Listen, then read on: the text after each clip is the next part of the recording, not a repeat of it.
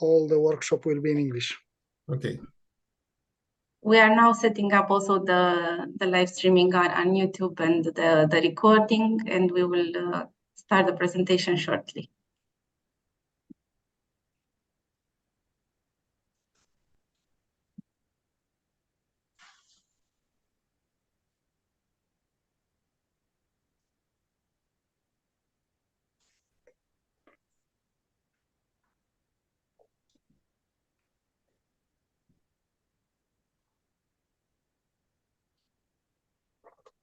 Okay, so now we are live on YouTube, and I've also started the recording. Thank you everyone for joining our event. Together with Microsoft and Cloud Security Alliance Romanian Chapter. Today we have a very interesting presentation concerning machine learning, artificial intelligence, and security, to see how to efficiently perform security with artificial intelligence. And together with us, we have from Microsoft Romania, Ovidiu Pismac. Ovidiu Pismac has been with Microsoft Romania since 2006.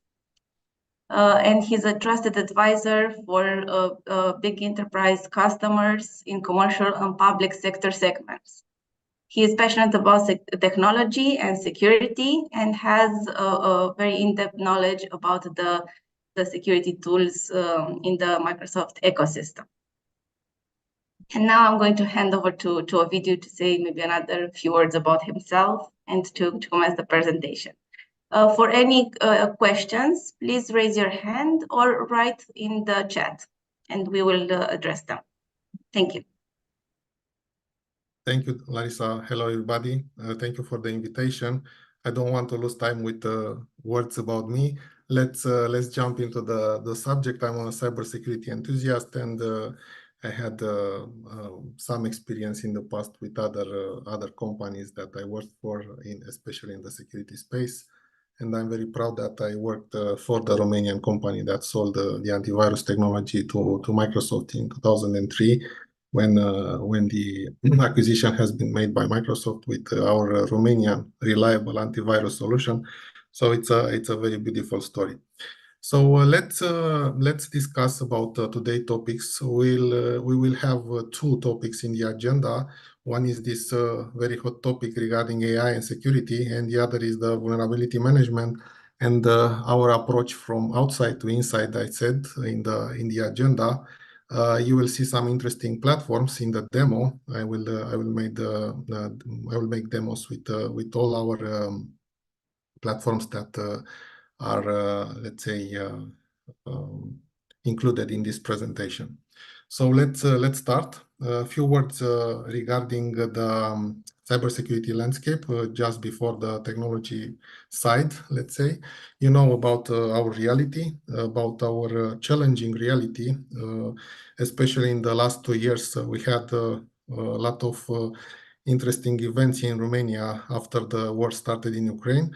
You know about the challenging reality we had in the last 4 years from the start of the pandemic. So all those have implied different risks, and we had those risks felt in our organization in different ways.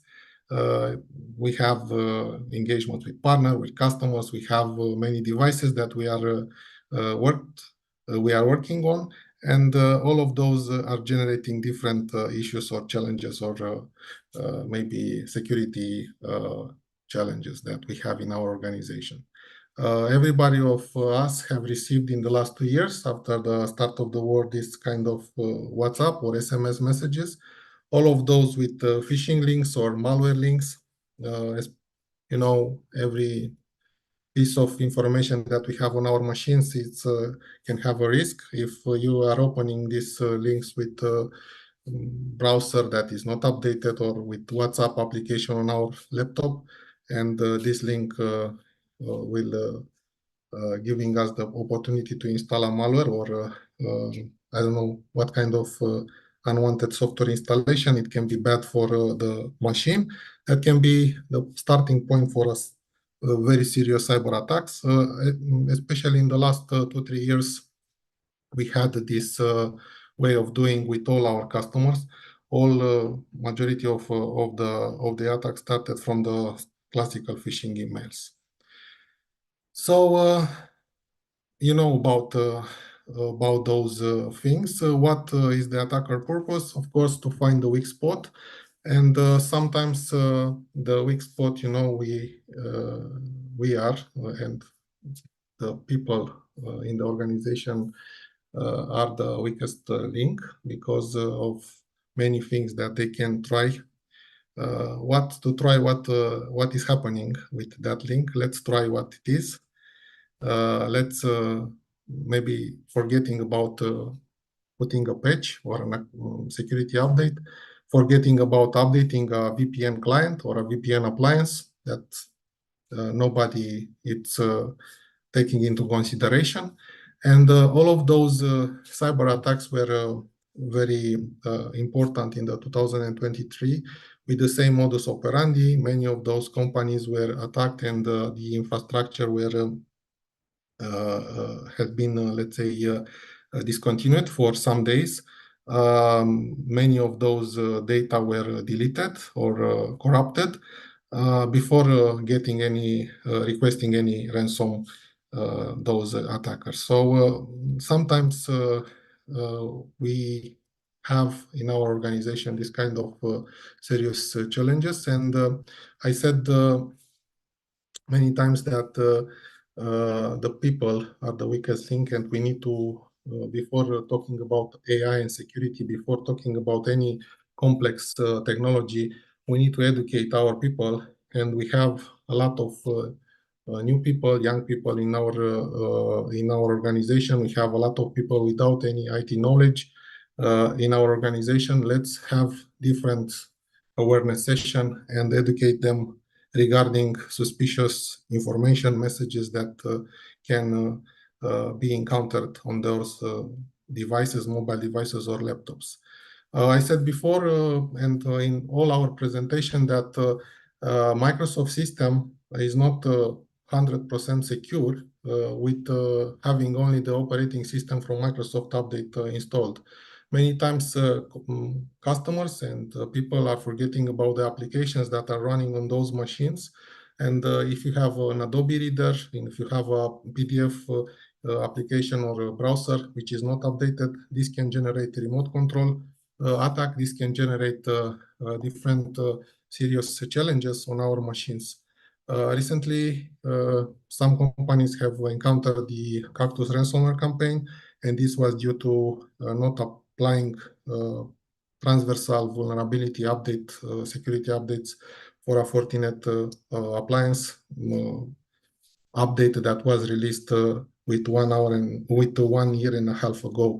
So these kind of small mistakes that we have in our operational activity on a daily activity can generate big security issue in our organization, and forgetting about not applying or forgetting about some updates of Chrome or Adobe Reader or even this VPN client, it's also very serious and can generate issues. As I mentioned before, humans are often the weakest link, and we need to educate them. Just I wanted to share these pictures with you because these are very interesting how the attackers are adapting to the recent technologies that we have announced, including artificial intelligence or ChatGPT or other engines for creating some content. You see in the left a gift card that was sent inside an organization. Of course, hundreds of people have clicked on those links because it was an offer that cannot be refused, and hundreds of people have forwarded this link to their families, to their friends, because it is an offer that cannot be refused, and that link was accessed by hundreds and thousands of people in that organization and at home.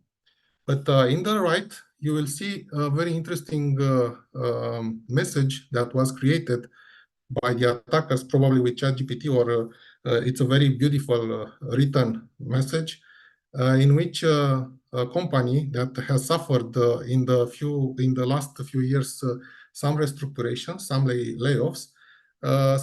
Some of those users, many users actually, hundreds of users have received this message with heartfelt gratitude and thanking to the activity. And if you want to know about the newest company transformation and organizational structure, please click on that archive file, and you will see the newest company structure. How many of you in the morning, when you are tired of not being so 100% cautious about every mail that you are reading, how many of you, knowing in the past you have had some, and the organization have had some layoffs or restructuration, are not clicking very fast on that new message about this new picture of the company structure? So it's a way that the attacker are not offering you only the gift cards or let's say classical phishing emails with links from banks that you need to update your credentials at the bank, or I don't know, other personal identification. But this kind of this type of message that is very adapted to what is happening to that organization, and many people are sensitive to those messages. As I said, very simple way, it's the attack surface simulation training, which can educate users inside the organization with a weekly message that you can send inside the organization for education and for awareness. I said before, we have a very bright Swiss guy in our company, in Microsoft. It's our CISO on EMEA, is Roger Halbscher. It's a Swiss guy with tens of years of experience and security background. And he mentioned about his focus on implementing complex security technologies in the UBS, in Swisscom, in every organization that he worked for before arriving to Microsoft.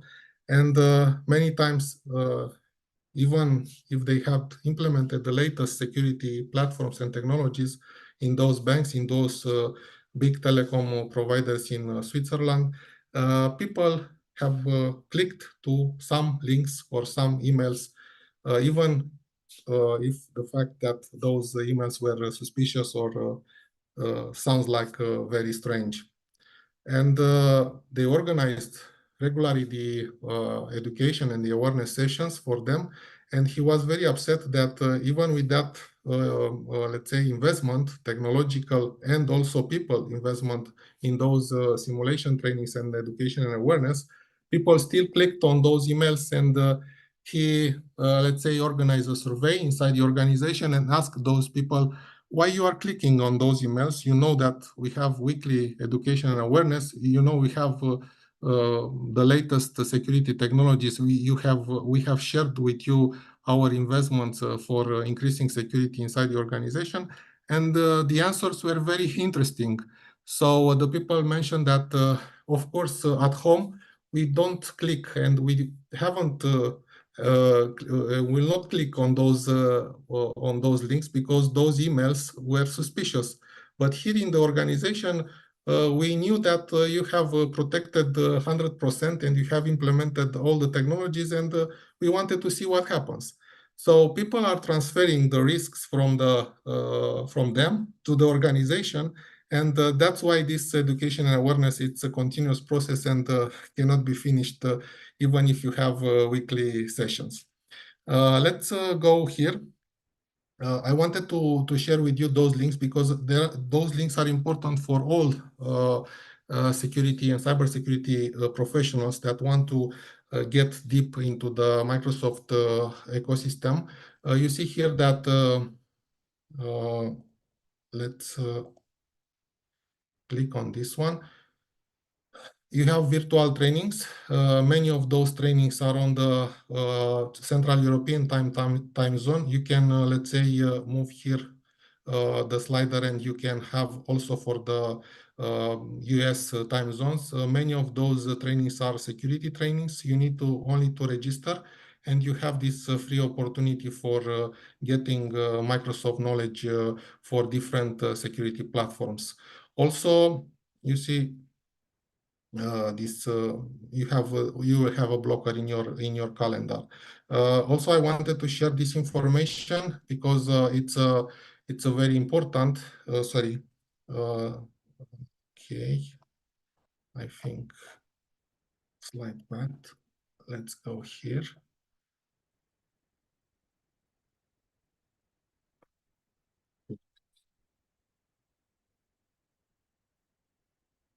So that link will, which is there, it's a very important for all of you that wants to get as much as you can to the most complex level 400 trainings on all our technology that is presented today by me. And if you want to get the expert level for EDR solution, all the documentation is very structured here in this Ninja level 400 trainings. Also, it's a beautiful opportunity to get in contact with the Microsoft product group, and this presentation by product group are, let's say, very, let's say, often organized in the next period of time. You can register, and you will receive invitation in your calendar, usually on the subject that you are interested to follow up.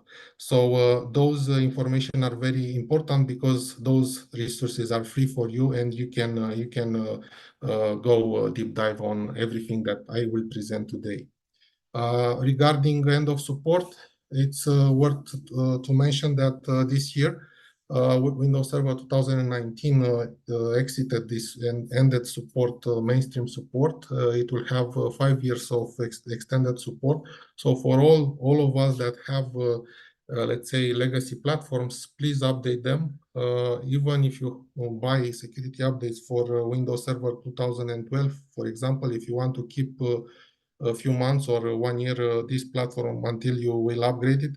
But let's keep it secure in our organization because this will imply security risk. Just few slides regarding the last digital defense report, and I will jump to the technology side. But I wanted to present this part because it's important for all of us that want to get more deep with our technology and our message. From our Defender Digital Defense Report 2023, we have had a lot of increased information regarding numbers of security signals that were analyzed daily. It has arrived today to the 76 or 78 trillion of signals. I remember the company RiskIQ that was acquired by Microsoft 3 years ago that is providing now the threat intelligence platform, Defender threat intelligence platform. RiskIQ guys mentioned that when they have been outside Microsoft ecosystem, the number of signals that they were analyzed daily were around 50 billions, and right now they moved to Microsoft to 78 trillions. So this is the way of moving regarding the number of Azure, Office 365, many Windows Server, Windows client systems that are providing different security insights that are analyzed daily by our platforms. And of course, trivial things that like patching, like backup, are still, let's say, weak points in our organization. All of those attacks that were in 2023 were because of some patching missing of some Windows or Hyper-V or VMware environment or some browser not updated, were regarding a backup that was very easy to delete or a storage that was very easy to reset to factory default, because those attackers have concentrated on destroying data.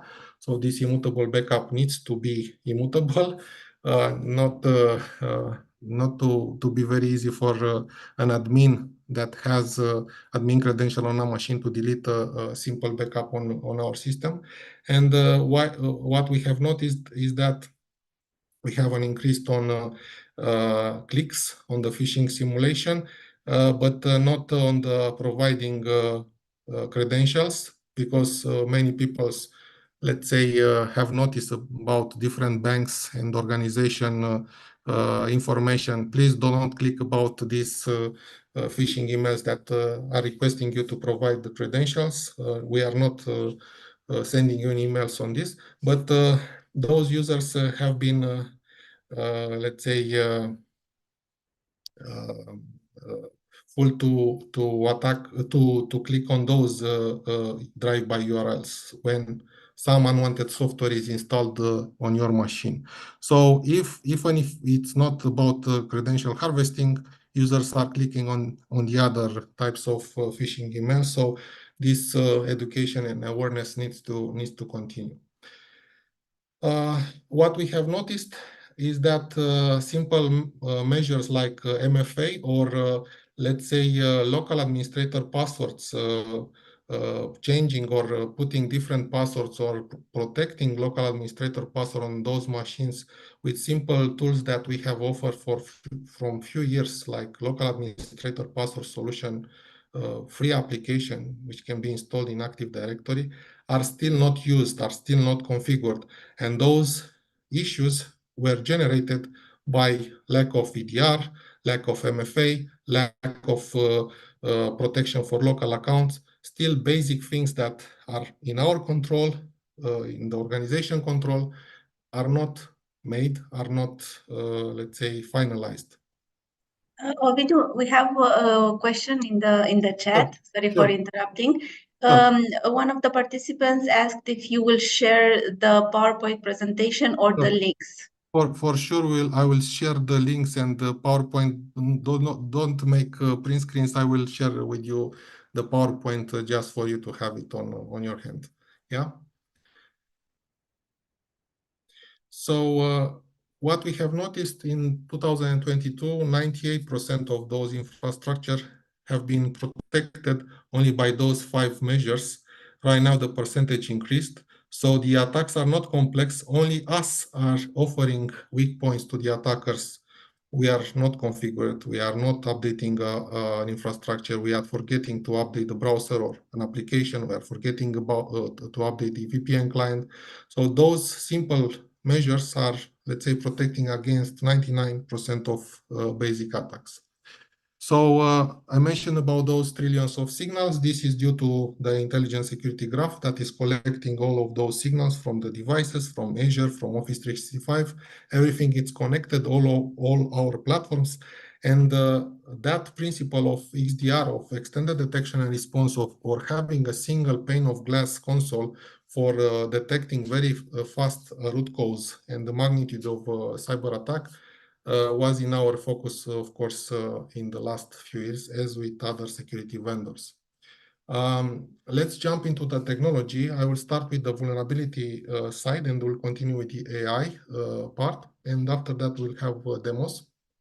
You see that in a classical kill chain of attack, we need to have a protection, a different layer. First layer of protection is the network layer, where you have a firewall, where you have an intrusion prevention and mail filtering device. Here we have announced recently the Entra Zero Trust Network Access solution, a secure web gateway with intrusion prevention. It will be launched in the summer.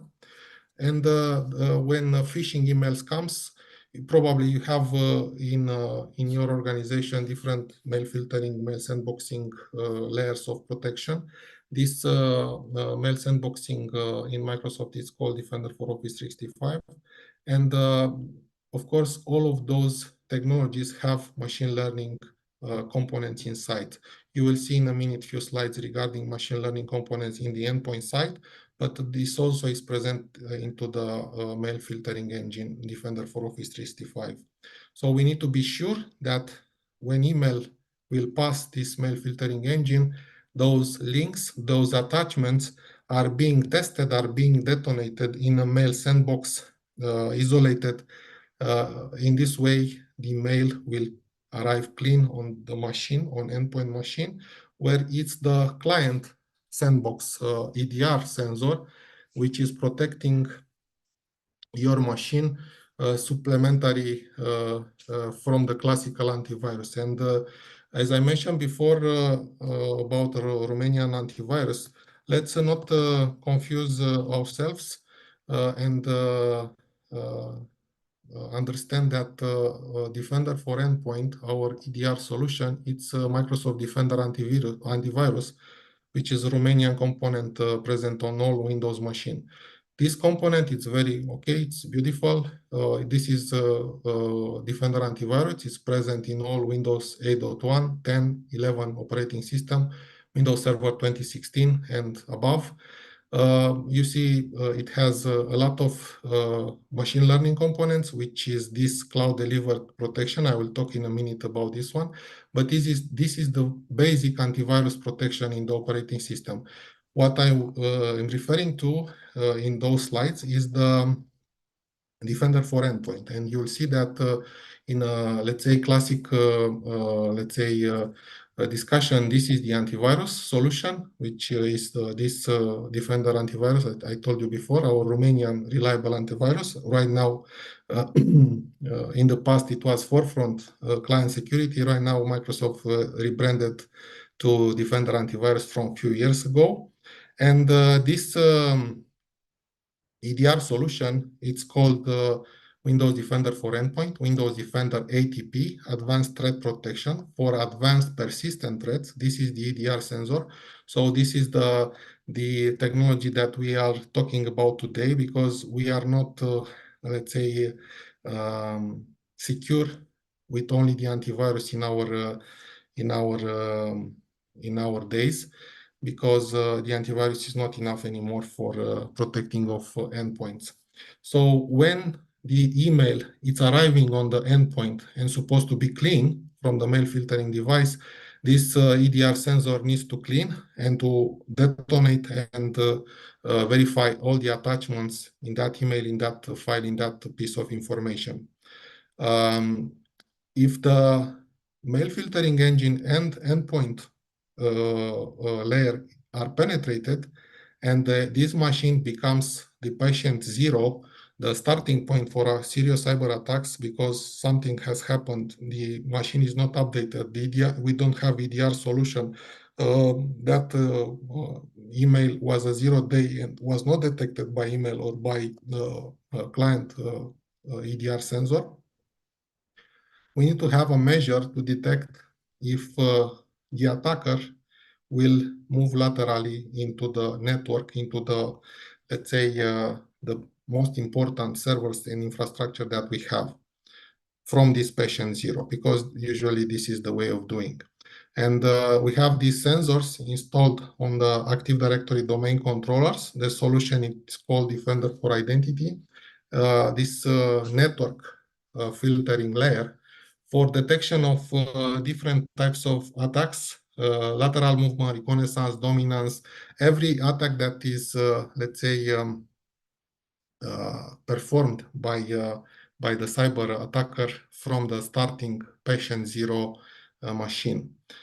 This is done by filtering the Kerberos, NTLM, RPC, SMB traffic, the internal Active Directory protocols, and that traffic that is coming from those machines will be analyzed by this solution.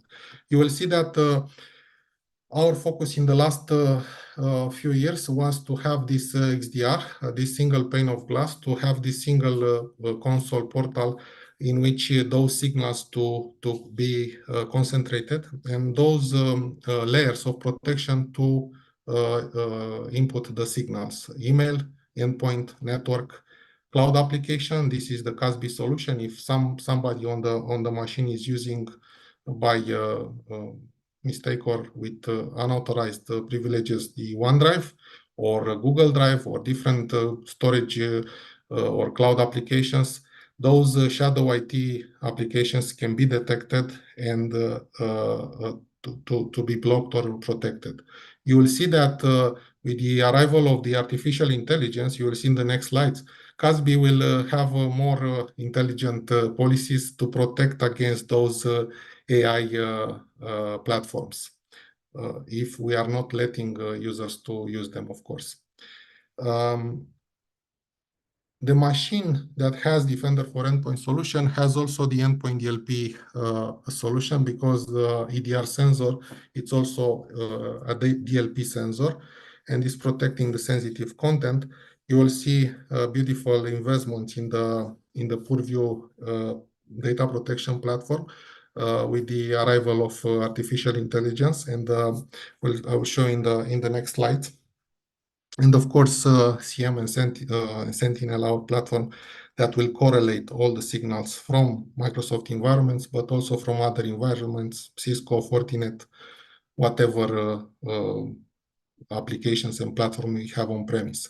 In this kill chain of attacks, like I mentioned, is not important only the threat protection or the data protection. Also, we have that backup, as I mentioned before, immutable backup needs to be in our focus. And of course, we need to have a protection for the IoT part. Many times in our infrastructure, we have ATMs. If we have if we are a bank, or we have that SCADA environments, if we are a power and utility or a gas customer. And those environments are usually decoupled from the IT infrastructure, but needs to be protected and needs to have a sensor there for detection of the newest cyber attacks. As I mentioned, it's not XDR for Microsoft, it's XDR for connection with other solution, on-premise or cloud solution that you can use to concentrate those signals inside one portal. Let's go to the vulnerability. As I mentioned on the EDR sensor, we have that threat and vulnerability management engine, which is now used also in our Azure cloud with Defender for Cloud solution. This solution has multiple machine learning algorithms because we have noticed that the EDR sensor on the client is not very efficient with classical, let's say, signatures of classical technologies that are installed on the client offline machine. So often we are detecting the cloud, based on the cloud engine, we are detecting many threats, even if we don't have Defender or Defender antivirus solution activated real-time with a real-time protection on the machine. Just because we are sending at the level of milliseconds tens of thousands of metadata of those files or different piece of information from that suspicious information, we are sending to cloud, and we are receiving, let's say, very fast the protection or the information that suspicious files is, I don't know, it's a tool that is used for complex cyber attack, or it has a hash that corresponds to a Cobalt Strike tool or platform. Recently, we had a cyber exercise with the NATO team, and the endpoint machine were protected with other EDR solution. But I was very happy that one single agent of Arc technology, Azure Arc technology, that was on the machine for patch management and monitoring, was able to detect the Cobalt Strike attack, even with the fact that we didn't have the endpoint protection on the machine activated, and it was not a Microsoft solution. So in this way, based on this machine learning defense, it's very, let's say, hard for the attacker to make different escape or different types of zero-day malware. Why? Because the cloud and this cloud service is using many machine learning algorithms in that so-called dynamic stack of algorithms. So many times that suspicious file is analyzed by different machine learning, by different stack of algorithms. So for the attackers, there are very those attacks are very, let's say, they will need to have increased effort to put to obfuscate and to create, let's say, a sample of malicious file that will be detected or not detected by Defender. Why? Because those thousands of machine learning algorithms are used dynamically with different suspicious files that are encountered on the machine. And you see here that we are mixing between client offline technologies and cloud machine learning technologies, using dynamically on different threats this kind of new technology and new investment for detecting of the new generation cyber threat. In the last few years, we have concentrated also to have that single pane of glass, but also to include in that portal an automation engine for automatic remediation. And that Hexadite platform that you all know from past was integrated into Microsoft 365 Defender XDR, and this will be your buddy, your great help for quick isolating of patient zero endpoint that maybe it's penetrated, and isolating the attacker and minimizing the risk in that infrastructure. Why? Because this automated investigation and response engine will clean the machine, will isolate the machine, will clean the machine, and will restore the services very fast, blocking all the endpoints and mailboxes if we are talking about spam or phishing emails that are sending to multiple Office 365 mailboxes. This technology is integrated in all our Defender threat protection stack. Regarding vulnerability, the title in one of the subject in this presentation is vulnerability from outside to inside. I will start the presentation from inside to outside and the demonstration from outside to inside. You will see in a minute. We will stop for demo after these slides for the vulnerability management story. As I mentioned in the EDR platform, this TVM, Threat and Vulnerability Management, is a complete vulnerability management dashboard solution with recommendation regarding different Microsoft and non-Microsoft application, different Microsoft and non-Microsoft operating system. It's not only a simple vulnerability management application to inform you that you don't have Adobe Reader to the latest version, but also configuration vulnerability management solution. If we have a registry key in that Adobe Reader, which is very unsafe, or a Chrome, Firefox, or VLC player registry key, or I don't know, a sensitive configuration, it will report you this application configuration issue just for you to remediate and to increase the security level in your organization. We have support for different platforms, starting with iOS, Android, Linux, different version. And you see here that we don't talk about the classical Red Hat or SUSE distribution, but also for exotic distribution that are based on Red Hat kernel, like Alma Linux, Rocky Linux, Fedora, Amazon Linux, Ubuntu, Debian. This platform is completely heterogeneous, and you will see in my demos, I will make 90% of the demos in the Linux environment, just for you to see that we have similar services for different operating system. In the network environment, we are able to discover all of those network appliances and to detect different types of hardware issues, firmware, unsafe firmware that are prone to be exploited by the attackers. Regarding the engine, Defender Vulnerability Management Engine, which is used in the EDR sensor, this is a continuous vulnerability management. After the EDR sensor is installed on a machine, in 2 hours, in 1 to 2 hours, complete infrastructure statistics and all dashboards are completed with the information. All the information regarding vulnerabilities are in your XDR console. And as I mentioned, it's not about only the operating system updates. It's about application updates. It's about application misconfiguration or network misconfiguration with some open ports that are very unsafe to be left like this.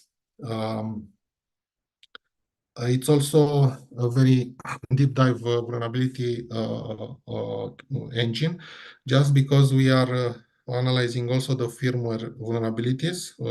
I don't know, HP, Lenovo, or other hardware that you have in your organization can have some unsafe BIOS firmware or some appliances that have some firmware that are having in the background some sensitive vulnerabilities, some sensitive CVEs. So this kind of information it's displayed into the dashboard, and of course we want to minimize the risks, and we want to offer let's say a way of prioritizing, because if you have an organization with 10 machines, it's very easy to update all of those, including application and operating systems. But if you have an organization in 7,000 machines, you don't have a way for updating all operating system and applications from today until end of next day, Friday. Yeah.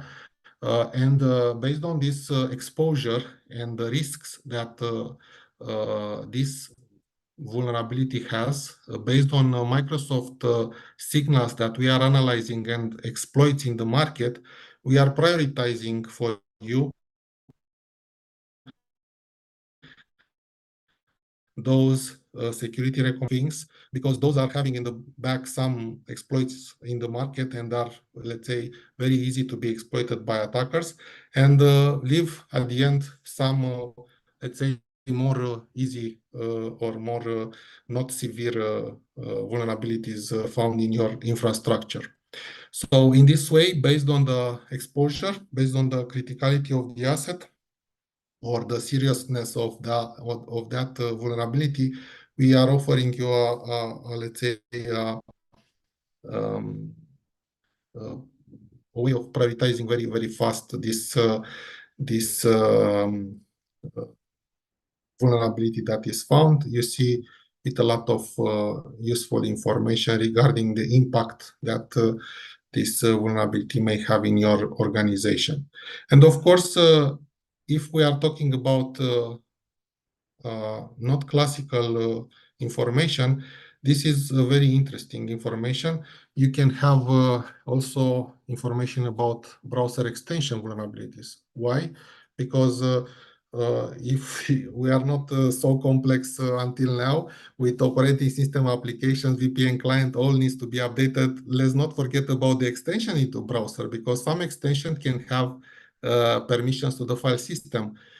Usually I put and I install AdBlock Plus for the anti-spam, yeah, in my browser, and blocking all the advertisement and every advertisement that I have on the web pages. This AdBlock Plus has some permissions on my file system or my URLs on the disk. So if this extension has a security issue, I can have a security issue by browsing with this browser that has this extension. So I need to know this information and the level of permission and the risk that is associated with these permissions. Also, digital certificates which are about to expire or expired. In a usual vulnerability assessment, we are talking about also security baselines.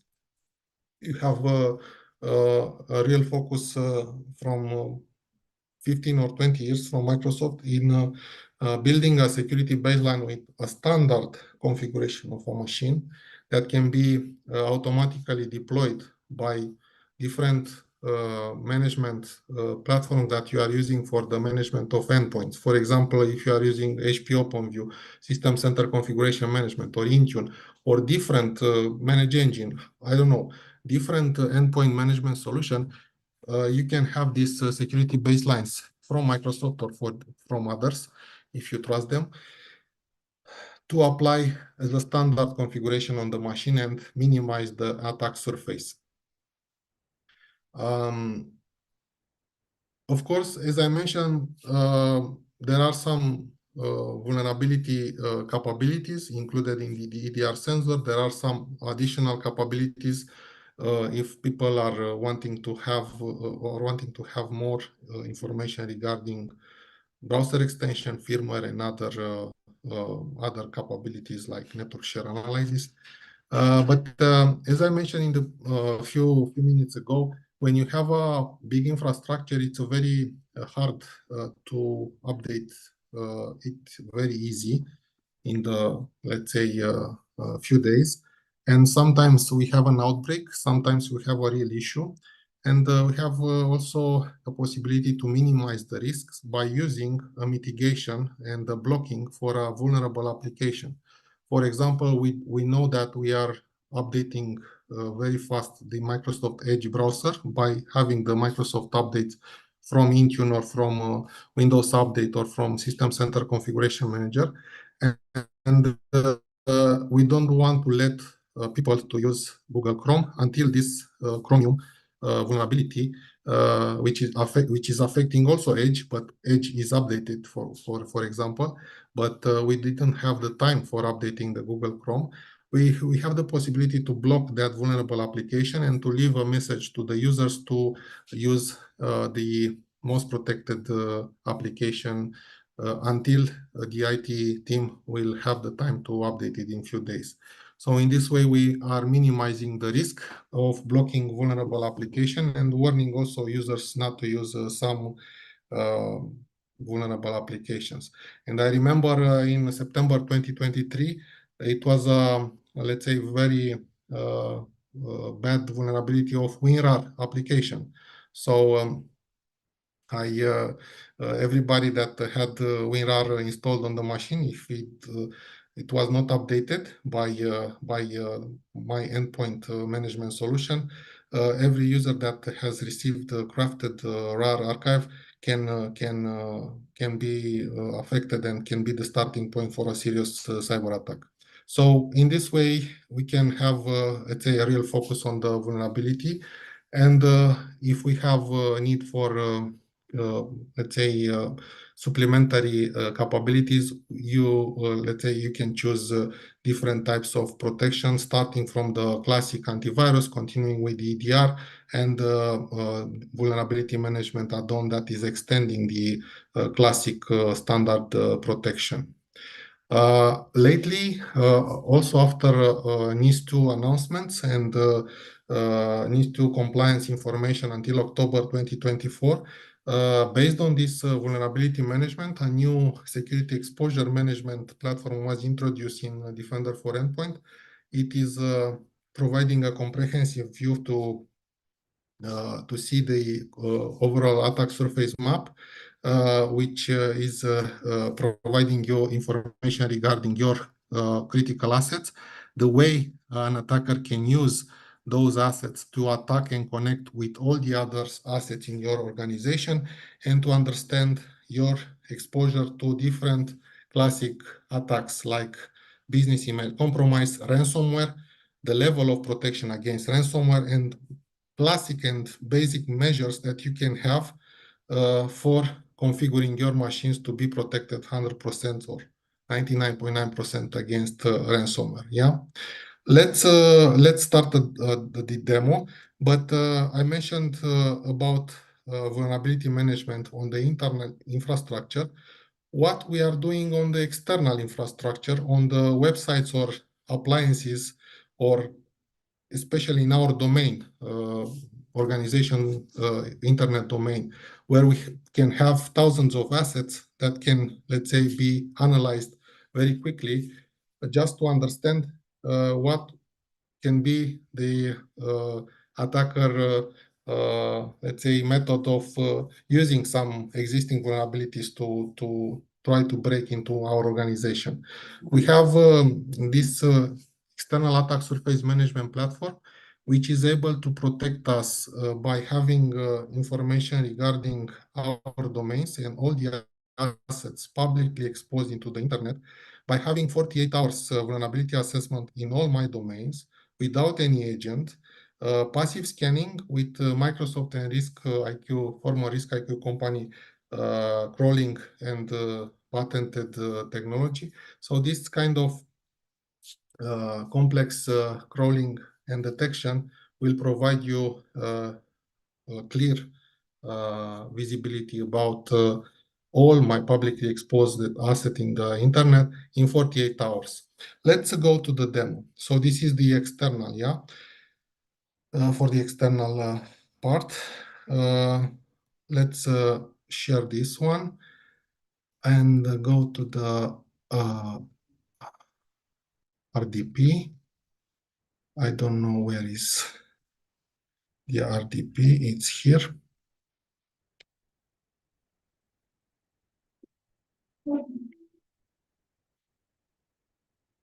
You can see the screen with and the RDP and the virtual machines here.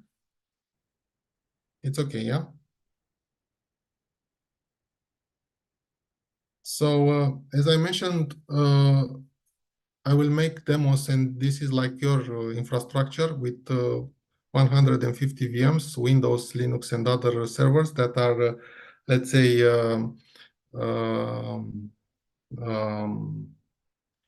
installed in a Hyper-V environment, so on-premise environment. Those machines are all connected with Microsoft 365 XDR and vulnerability management. And of course, I can have a domain with external resources publicly exposed into the internet. Let's go here. And for the external domain, I can use this technology, which is called Defender ESM. It's a very easy way in few clicks to start a scanning that will finish in 48 hours. So I will say test CSA. Yeah, I will choose the region, and I need only to specify the domain or the public IP address block that I need to scan, and I will have the results in 48 hours. So here I only need to put this one, the name, if it's optional, of course. I can put all domains that I have listed one by other. I can put the IP blocks with the network ID, and after this scanning will be finished in 24 to 48 hours, I can have a very easy way based on 78 trillion signals that Microsoft is analyzing daily and the former Risk IQ technology platform. I will have this scanning finished. I will show you the scanning for the Red Cross, for the Crucea Roșie Romanian and the Red Cross US. I choose the, let's say, generic organization, not to choose any bank or any government institution, just to be very sensitive information. So you see here, this inventory, it's a 24 hours inventory, and daily, every change that we have on those portals are reported to the inventory. So someone may add some job description or some pages, some I don't know, different information on my website or on my portal in the internet. I have those information here, and all the listing in those assets in 24 hours with all the information in behind services, who is information, vulnerabilities if I have. Let's go here. And you see here that after I made the discovery on those domains, I put only the Crucea Roșie and Red Cross US here. I have this beautiful dashboard where all the analysis has been performed.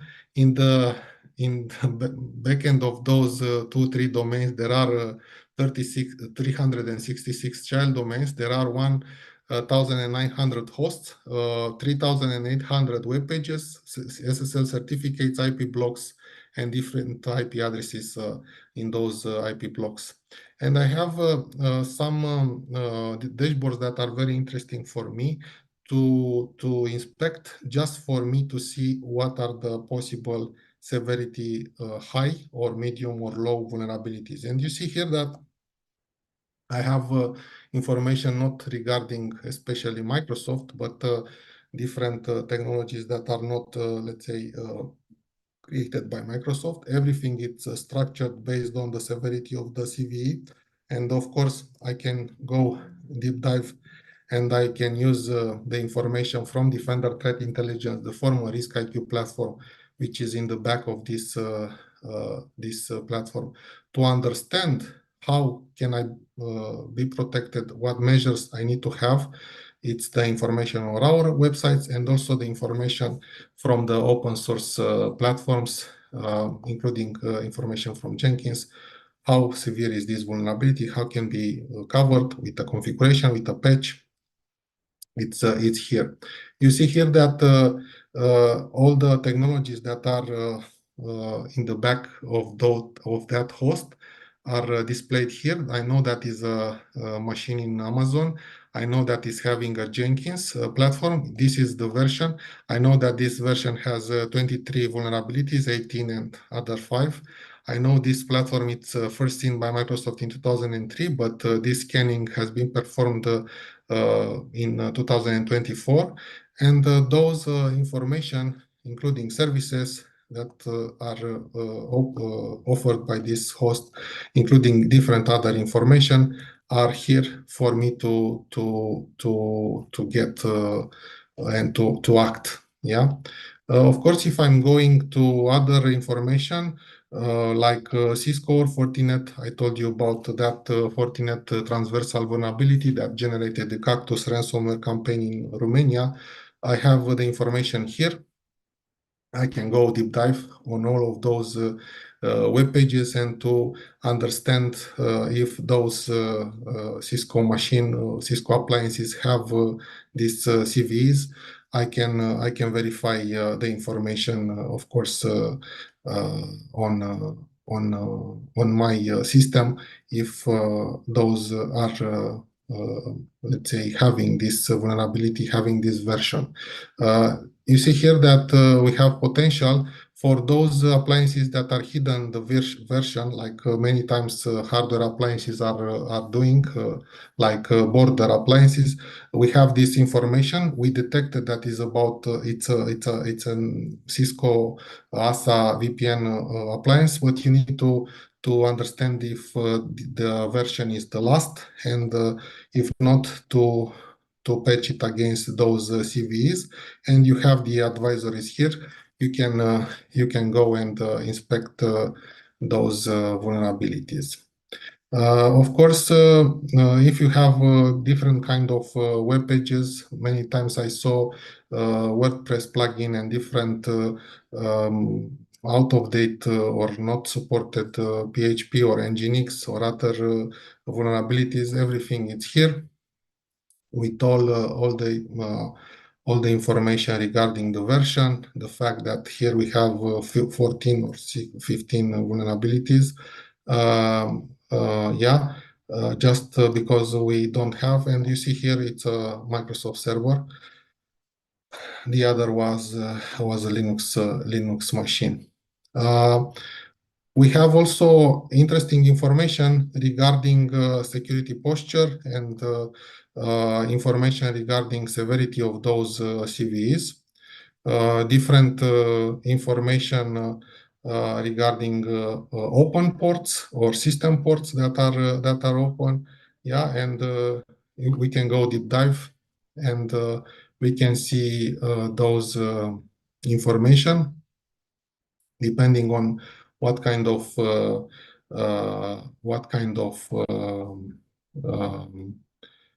things we are interested to have. Sometimes we have noticed that customers have forgotten to close a telnet port or some port that was configured to be closed after some project was finished, but they forgot to make this. And with this technology, we help them to understand what mistakes they had. Yeah. Also, we have a GDPR compliance report, which will help you to understand if the web pages are not having HTTPS and security for those web pages and are still requiring you to access by HTTP in clear text. Yeah. So if you have those live pages that are requiring you to use HTTP instead of HTTPS, you have the information here. Or if those pages are using, let's say, deprecated hashing algorithms, you have the information here. And of course, you can take the measures to replace that certificate with SSH2 hashing and hashing and signing with that updated component. You see here that I have 8 pages of components detected in this website, Microsoft and non-Microsoft, but here we are not talking about other vulnerabilities, but WordPress plugin. Yeah, and you see here a lot of plugins on different section of the websites. What I wanted to show you is also this one, this OVISP top 10 report, which based on the standard, on the framework, it will tell you what kind of methods the attackers can use to break your publicly exposed assets, your publicly exposed websites and hosts. And you see here, I have some injection information, some insecure design. I can go to injection to see. I can go to insecure design. I could go also to an injection. Let's see. And I see here the ports, the whois information, but also the vulnerabilities that are detected based on the vulnerability that this Apache has. And you see it's detected a few days ago in May, on 6th of May. Although we are having these websites and hosts from 2019 in RiskIQ and Microsoft databases. Yeah, so let's go to the injection. Many times we have databases that can be prone to this kind of attacks, and we need to know. Many times we are using different analyzing tools. So we are analyzing reports, logs. We are having few weeks of information, few weeks of work, and after that we are getting those reports, and usually those are not very accurate. In this way, in 24 hours or 48 hours, we have deep dive information with all of those things that are detected, and we can see that even if this host has Nginx, this version has some issue with WordPress plugins that are having 8 or 9 vulnerabilities, and this is detected today. Yeah. Good. You see that this organization has updated the WordPress plugin from 5.9.2 to 6.0. You see in the 2022 we had this version, but today we have a newer version, but also this is not updated. So many times web companies are managing our websites and our publicly exposed assets, and we are forgetting to cover these vulnerabilities, and many times attackers are exploiting very easy these ones. Also, I can use the priority. Maybe Yeah. just to step in, we have a question here from George P. Yeah. So I'm going to read it out loud, and George, if you want, I'm going to ask you to unmute if you want to add something. Imagine a security incident where the attacker is no human, but another AI using COBOL Strike-like tools. Mm-hmm. How do you think is the AI solution going to work together with the SOC team to report and eventually eradicate? And also ask George if he wants to add something.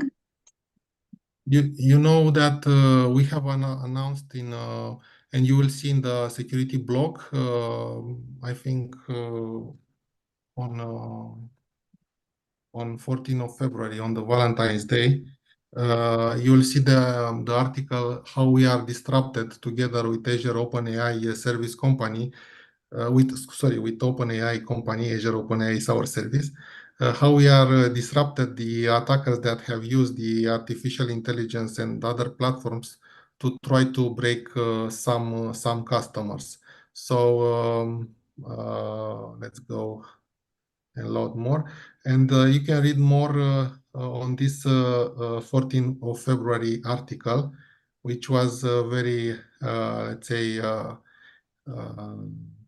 appreciated by our customers. And we have we have been asked to share it with many customers 22 of February.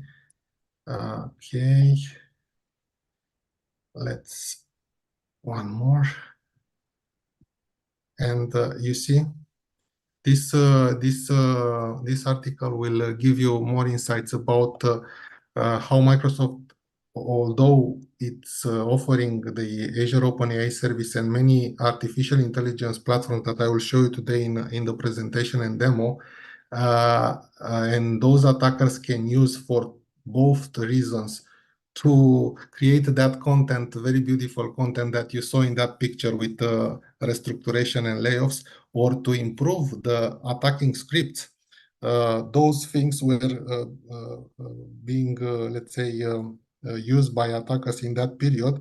And you see that Microsoft has noticed this and has disrupted those attackers. And you see those kind of findings that we had in this period of attackers that tried to use AI to improve those attacking scripts and different intelligent profiling for those groups from Russia, Iran, or China that were trying to use the LLM and artificial intelligence for scripting or for improving those attacking techniques. So I will share with you those information at the end of the presentation in the follow-up email to Larissa, and Larissa and Mircea will share with you after the presentation. It's okay? Yes, thank you very much. And Yes, okay. Good. If you have any questions or you want some more clarifications, you can write in the chat, or I'm going to try to unmute now. Yeah. For the CSA, it's based on the CSA recommendation. We have the same information. You saw some exploits. I have a very easy way to patch. Those machines needs to have an agent. This agent, it is called Arc agent. And recently, we noticed Arc agent detecting Cobalt Strike attacks, although on the machine it was CrowdStrike, not Defender for Endpoint active. So it was for me a great story. And you see that machine needs to have a simple agent that is communicating with this portal on 443 port. And after I install this agent, of course, I have a very easy way to detect the missing patches. Yeah, I have a very easy for me. You see that CentOS, it's having 21 patches. That CentOS has an application that is consuming something. I don't know. I'm not interested in this one, but I have it here. But I'm interested to understand what kind of ports and services are connected with my machine to understand the level of magnitude and probably if Chinese or Russians are connected to my servers. And I can see this very easy by running this connection overview report, which is connecting me on this machine And based on the threat intelligence that Microsoft is having in this platform, every service, if it's connected with command and control botnet or other malicious servers from the internet, here is displayed. So I have an analysis for every service that is running on this Linux box. Yeah. Let's go here. You saw 21 pages on the CentOS. I can see 502 pages on those Linux 9.3 machine. You see here everything it's synchronized. We are natively integrated with operating system, even if it's on Windows Server or Linux. We are having the same information. You see 49 with 8, yeah, those number of patches that are there. I will not patch this because it has 502, but I want to patch it very fast, this CentOS, which has 21 patches. And to see how easy it's working. Yeah. So I'm not using the online. I'm using the ARC, but I want for you to see that we are talking about the same number of patches that ARC is showing me, and I will put the patcher to be updated from this machine. You see 21, 20 upgrades and 1 install. I will not choose manual, of course. I'll go here. Sorry, I'll go here. Of course, I let this machine without any patches just to have my reports with red. Otherwise, in few minutes, the machine is patched. And you see, I have this information. I can schedule the updates. I can schedule the updates requesting reboot or not. If I have a database and I want to make manual reboot Friday in the evening after all my users are out of the system, yeah, I can choose all the security updates for a Linux or also non-critical updates. For Windows machine, you know, we have different categories of patches. And of course, I can choose to update not only this machine, but all my Windows or Linux machine that I have here. But in this moment, I don't want to make the scheduler because I already have it on the other machine. I want to patch it very fast with this one-time update. Next, next, next, and install. And you see here, it's a platform in cloud. Here it's a machine in an on-premise environment. And I have in few seconds, the installer will try to will start to run to query the repository and to apply patches on this machine. And you will see in a few seconds after we will finish the other demo that the machine is patched and the information it's in the portal. So I have, you see, the units started to be used for updating. I have the Defender for Endpoint engine on the machine. I have the EDR sensor here for the other protection story. And just wanted to show you this one because it's a very beautiful story. You see here that I have those 500 pages. And in this moment, this machine, sorry.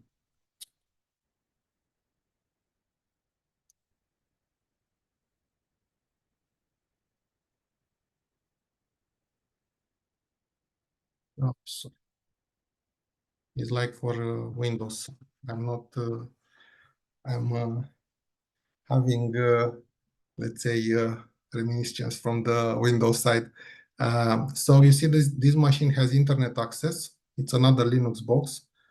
But this machine is protected with the EDR sensor, and the EDR sensor is here. This is the XDR platform. The XDR platform, of course, as I mentioned, is not for only for Microsoft environment. It's having heterogeneous focus, and you see here all the platforms that you can have in your infrastructure, including those machines that I talked about a few seconds ago, that CentOS machine and that Linux 9.3 machine. You see that this machine has in this moment internet access, yeah? But suppose that I have a real incident on the machine, and those incidents, as I mentioned, are being treated automatically by the automated investigation and remediation agent. And you see that in some cases, I can have DLP or other incidents, or I have data exfiltration given the information by the DLP or CASB solution, yeah? But we can have those, let's say, sensitive incidents, and I will choose one with the investigation states just for you to see one complex ransomware attack. Of course, I played with the test ransomware, not in the wild ransomware, yeah. And you can see that I've used a bat file. Sorry, my mouse it's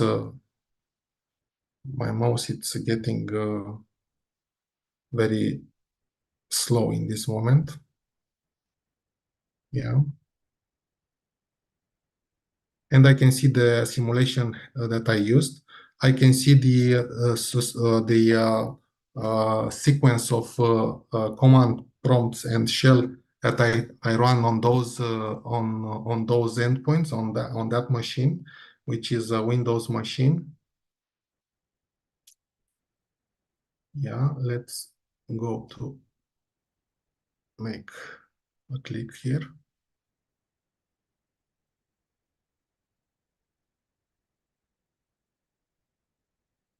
Yeah, and I see the command that was used.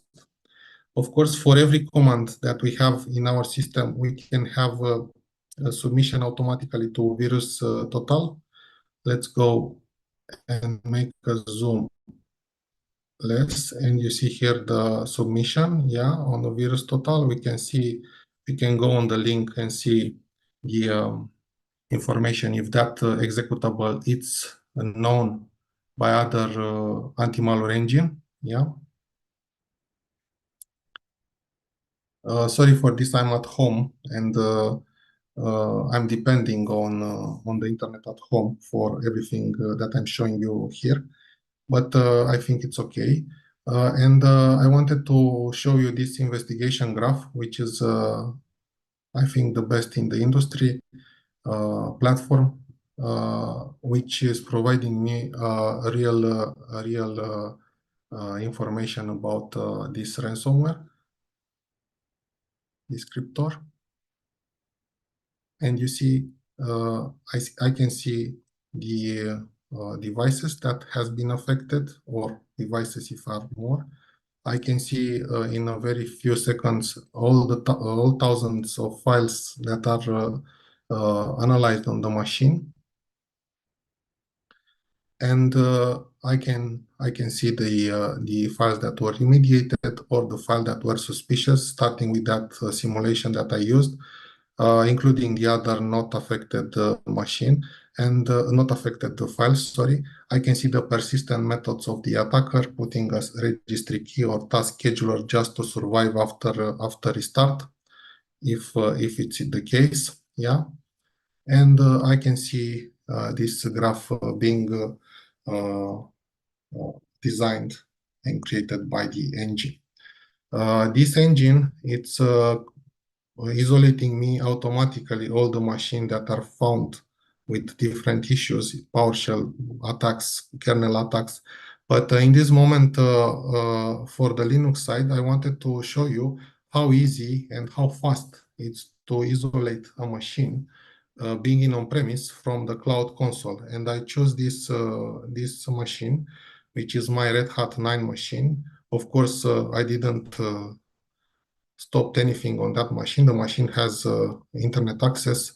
Of course, that machine has 502 vulnerabilities that are displayed here. Different vulnerabilities, every CV is indexed here. I can go and see what other devices are being, let's say, affected by this vulnerability. And of course, I can go to the missing security updates to understand what updates are missing from the machine. I can go to the Red Hat security errata to understand more information about that vulnerability. So I want, in this moment, if I had an attack, just this engine to isolate my machine very quickly, and I will see in a few seconds the machine being isolated from the internet. But in this way, I have, if I'm security analyst in the security operations center, I will have a forensic environment because this machine is maintaining a command and control connection with my portal. And even if the fact that this machine will not have internet access in a few seconds, I will be able to, you see, I will be able to open an environment for me as a security analyst to understand more about what is happening on that machine, what processes, what logs. I can put a script, I can run a script, I can take some logs from there. But in this moment, the attacker is isolated on the machine and is not able to move outside in a lateral movement, classic story, yeah. And I can, sorry. I can see, I can put a file, I can put a script, and I can see those processes that are running on the Linux boxes or Windows boxes, of course. Yeah. So I will disconnect, and I will go here. Okay. And I will go here, and I will try to release from isolation. Let's look again. The machine is not having any internet connection, but yeah, few seconds of wait, please, because I don't have. I have some issues with my internet. This server is from London, and I will access it to RTP. I have sometimes some issues, but usually it's working. Yeah, and you see in 1-2 seconds, very fast, the machine has been restored. So you saw a Defender ESM scanning in 48 hours outside publicly exposed internet machines, having vulnerabilities detected and listed without any agents. You saw Defender vulnerability and Defender for an EDR sensor and vulnerability displayed here. Of course, every machine, even if it's internal infrastructure or internet exposed, can have this CDR sensor and can have this protection for different cyber attacks. And you see here, I have information regarding vulnerable software. I have information, as I mentioned in the presentation, with prioritization, having some exploits into the market, and this, let's say, vulnerability, which is very critical, and also it's encountered on many Linux boxes in my environment. All of those machines are here in this Hyper-V on-premise environment, and this is the, let's say, the worst, let's say, having the most severe CVEs reported. Yeah. Of course, I can sort this and see the severity of those vulnerabilities, and I will try to remediate. Of course, with ARC, with that agent, I can put patches, because here probably, let's see that machine in this moment. Of course, what I'm doing now, it's very wrong. I'm logging with the root. I having a graphical user interface on my Linux box, which is a blasphemy for the Linux fan. But please forgive me about this. You see, Azure Update Management initiated a reboot. So I made a reboot automatically on that schedule, and you will see in a few seconds after reboot, this information will change to 0. Existing updates. Of course, I can have a single pane of glass console. I can see the pending Windows or Linux updates, what updates are not installed on a specific machine. Yeah, and I can see this machine, which is Oracle 8.4 machine, which does not have this Tiger VNC package up to date. Of course, I can see every machine with the different vulnerabilities that they have. This is Ubuntu 22.04 machine with another patches that are missing. So I have a way for remediation. But as I mentioned, if you are having, let's say, a very vulnerable software, and let's see Chrome, maybe sometimes browsers are being updated very often. And I see here that this software is installed on many of my Windows machine. I can go here and I can reduce the risk by blocking the machine, by blocking the application until I will do the remediation until Friday. Yeah, and I can see please use Microsoft Edge until Friday, when IT department will update Chrome, which is vulnerable now to serious vulnerability. And as I mentioned, based on the NIS2 directive and compliance, you have the information here. So if you are going to Microsoft compliance your Microsoft Purview compliance platform, you will see that you have the NIS2 directive and assessment here, and you have information regarding improvement is running in few hours and analyzing your Azure, your Microsoft 365, and every solution that is connected in those platforms, every on-premise solution. Yeah, and you see here those assessments. Yeah, including GDPR or other assessments. You have here where it is. You have here, I think, 300 and something assessments. We are in Bulgaria, or we are in the European Union. We have different assessment that we can use. I choose the ENISA, I choose the NIS2 directive, and of course, in few hours I have this. And of course, one of the information is regarding risk management.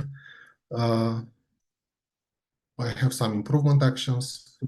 I can go deep dive and analyze, but on the risk management, based on this vulnerability, I have this beautiful platform here,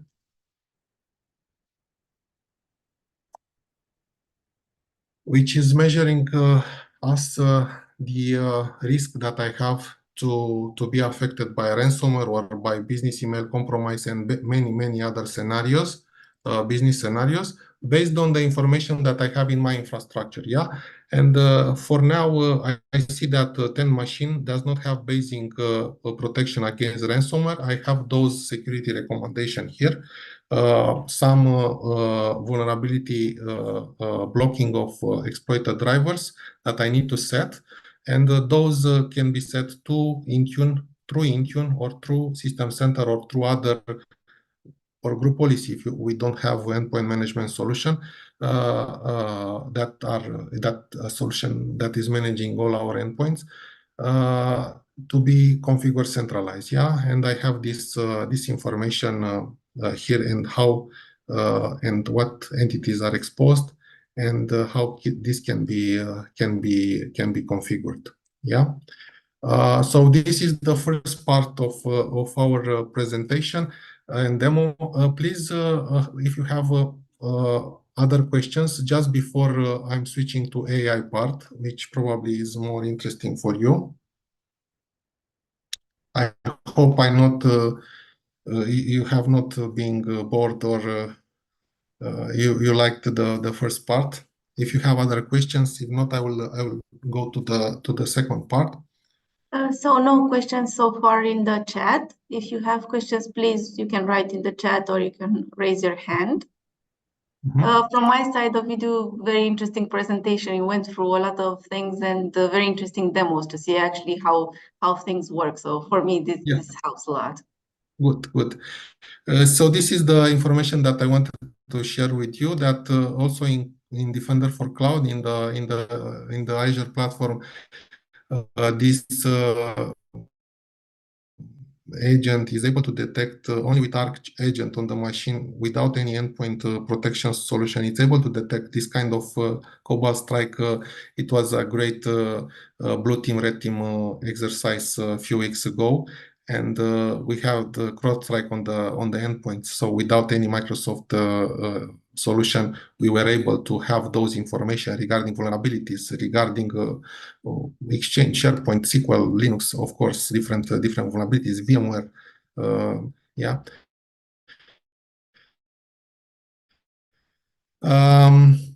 So I showed you this one.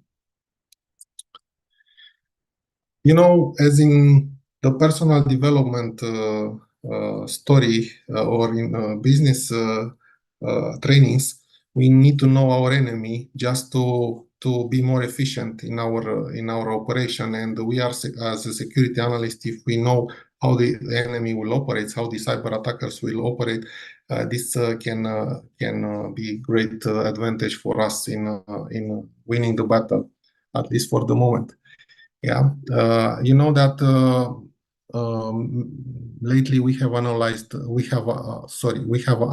our investment in the OpenAI company, and we have the Azure OpenAI service.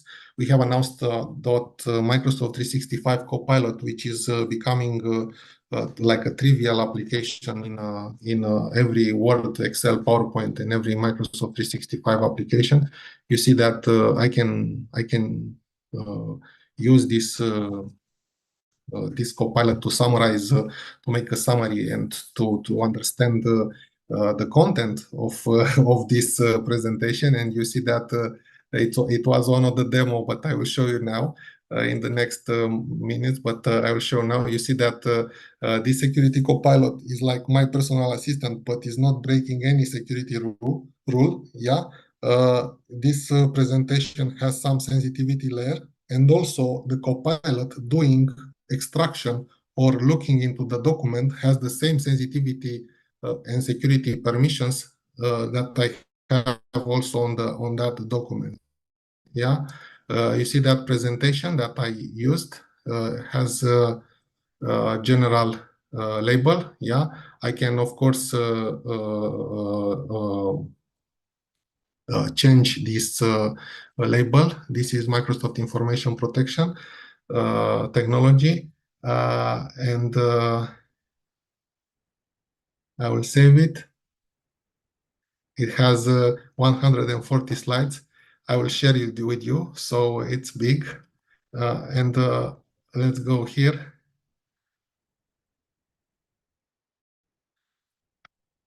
And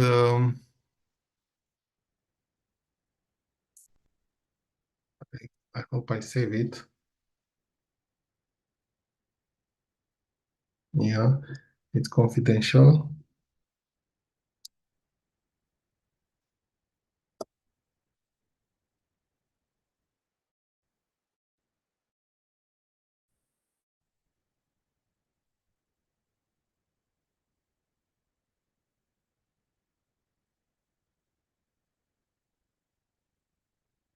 Yeah, I don't know. Because probably I had this process.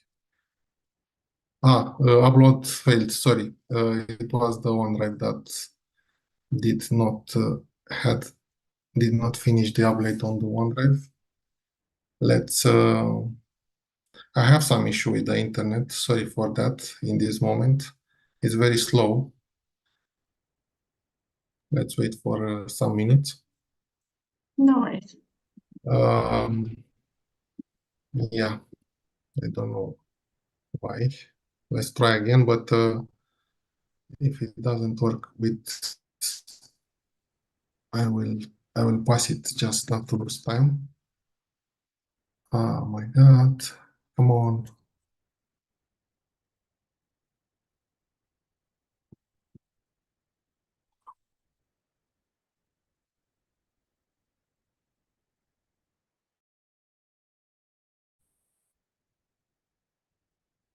I don't know what happened. Yeah, it's crazy. Yeah, and this is not saved. Yeah, strange. Let's wait a few seconds. Yeah, I don't know why, because this is not finished, not saved on the. Let's try to close it to see if this presentation has remained and changed the label.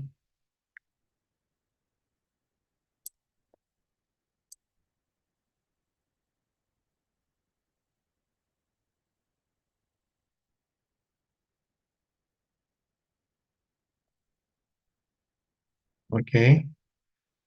Okay, let's open it again. Where is it? You see that it's uploading 322 megabytes. It's working not very, yeah, it has some issue.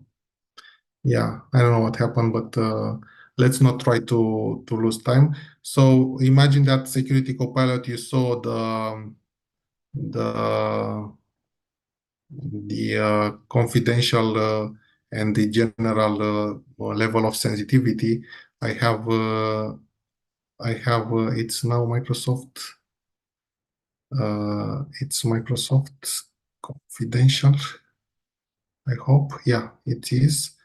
Let's see, it was uploaded 1 second, and yeah.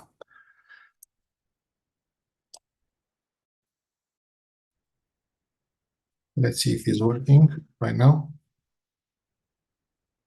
I needed to try with a simple file with one row. It's not that, yeah, I don't know what happened with this one, but let's reference another file.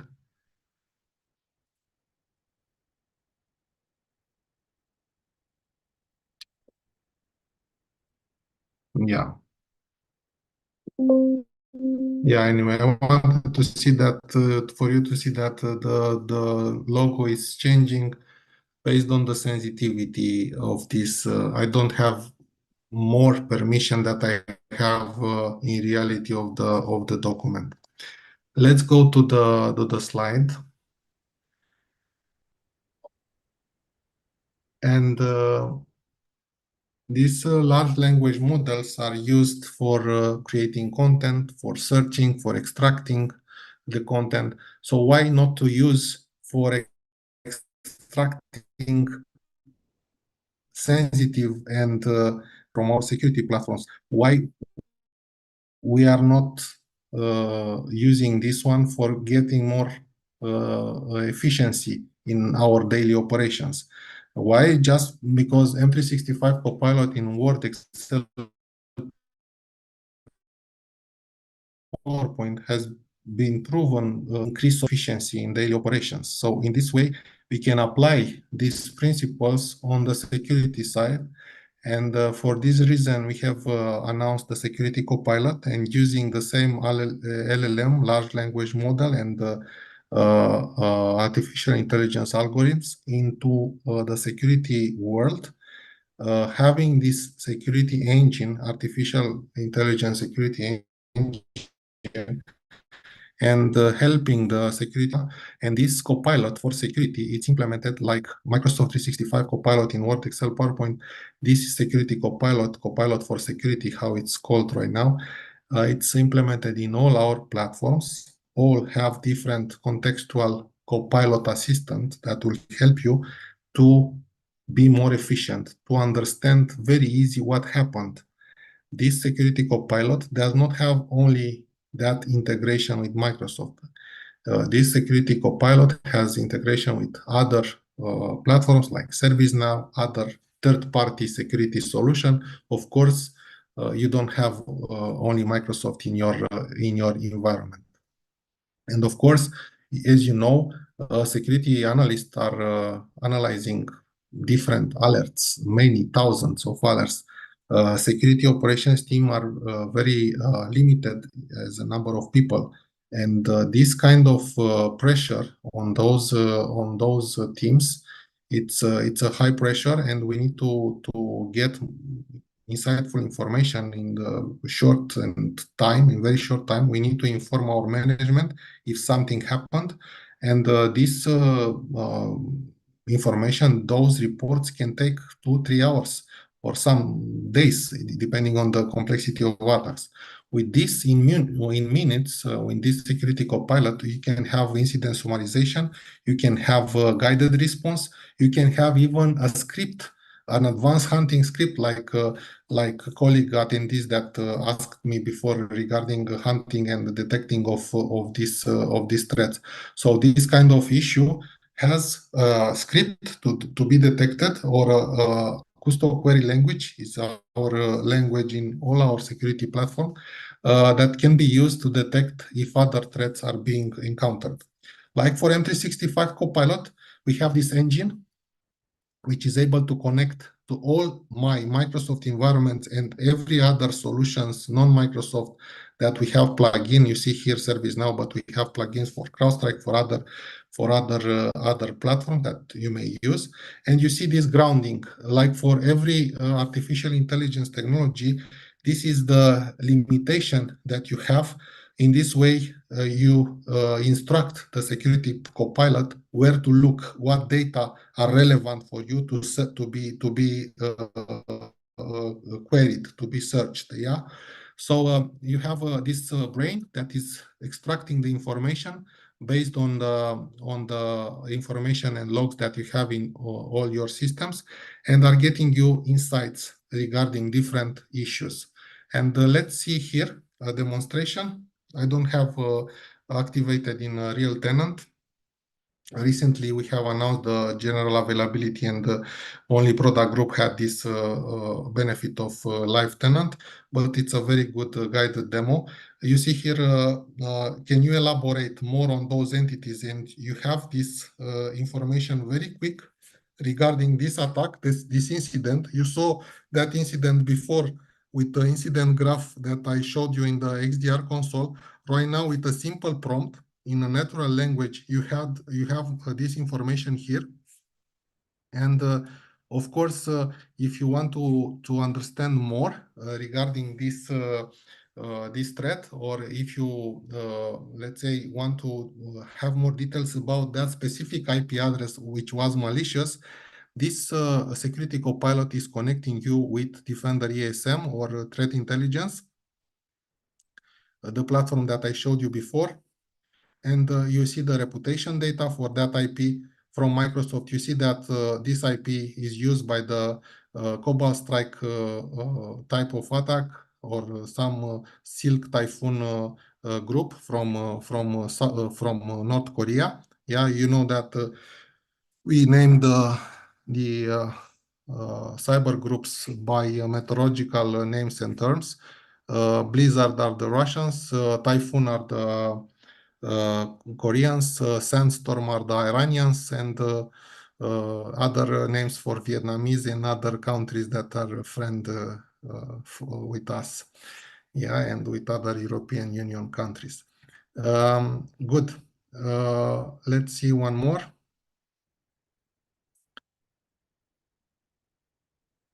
Tell me more about Cobalt Strike and Typhoon, and here it's connecting you with the threat intelligence.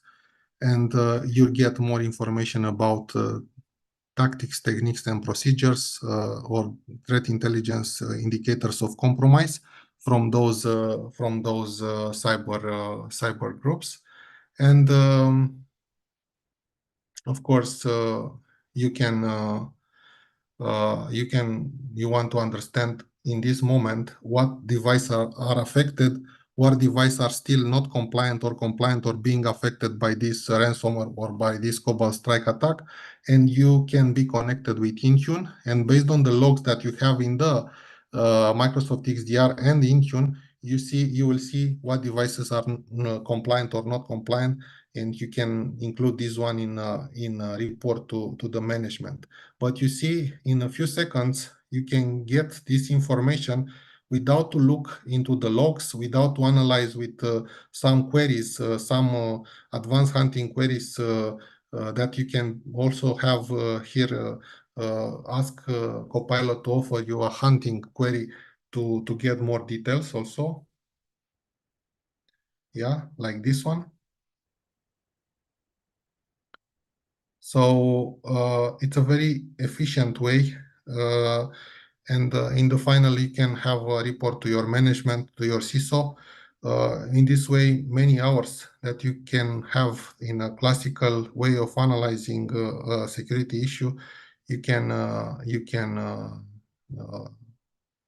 gain with this tool, with this assistant.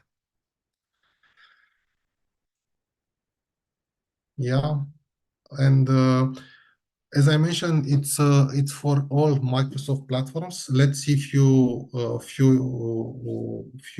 images with different platforms. But before, just to show you this, which is very interesting, we have noticed that 97% of those that have tested Security Copilot in the private preview period that was until April 2024 were still continuing to use, just because they have noticed 85% of time on basic troubleshooting minor issues or preparing reports or other tasks. So this kind of efficiency and time and gaining in daily operations has been noticed by all our customers and partners that have tested this Security Copilot recently in the private preview. So regarding integration for Copilot in different platforms, you see that in the right, here it's Microsoft Defender, but you'll see all platforms, Intune, Purview, and other. You see that we have a contextual message like you had in Word in few seconds ago, that Security Copilot logo. And for this specific script or for this specific alert, you can have more detailed information and contextual advanced information regarding that threat. Let's look on different information, different screens in Entra, in the identity platform, or in Intune, or in Purview. We have this integration into Defender ESM. So, for example, if you want to have more information regarding the vulnerability, the severity, and CVEs, you have a very easy way to have a prompt and to understand the attack surface for Contoso domain.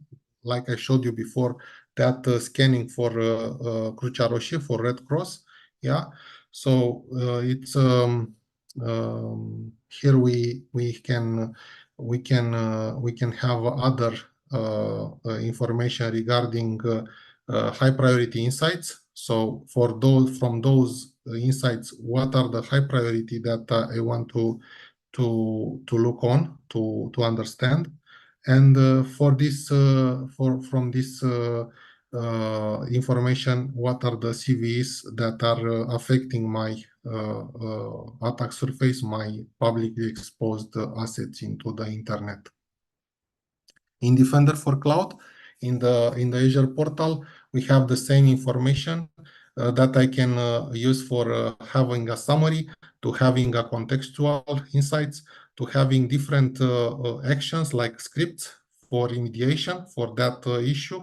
So to use the large language models in the same way that we are using on the business scenarios, also for the security, to gain efficiency and to gain more time in our daily operations. You see here, I have those alerts here, and the information that 13 publicly exposed resources requires attention.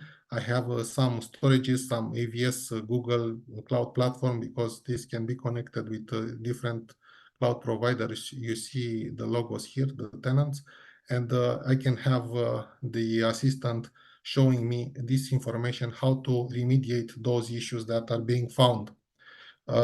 In the SOC, in the M365 Defender, I can have a help with the query for those connection attempts. For example, if I want to see a complex cyber attack, to understand which is the custom query language, to understand which were the indicators of compromise associated with this attack. Yeah. In Intune, for example, if I want to secure those devices that were affected by the cyber attack and I want to make a conditional access policy, I can write to the Copilot, create a policy to block users, and for the USB removable storage, for example. And this assistant will create for me that administrative template configuration in Intune. It can be a group policy, for example, if I don't have Intune, but I can use Intune to create this policy in a second and to apply to Intune to all devices to be protected and to disable the removable storage on those devices if I want, yeah, or a conditional policies if I need. In the Microsoft Entra ID, in the Azure Active Directory, you know, we have rebranded the Azure Active Directory with Entra ID. We have this security copilot that is offering me help, assisting me to have more information regarding different alerts, why that user was forced to have MFA because of some location change in few seconds, yeah, or why, if I want to have more details, it will telling me what conditional policies were applied on that user, just for that user to request MFA prompt again. And also I can see that if I want to understand what users were involved in that incident, besides Adriana Georgi, I can type this simple prompt in a natural language, and I can have this information in few seconds. Yeah. So it's very easy for me to have more insights and to be assisted in running that investigation. Yeah. And of course, I can have also a workflow. Yeah, I can use this assistant to make a workflow with notification in case of similar incidents. Yeah.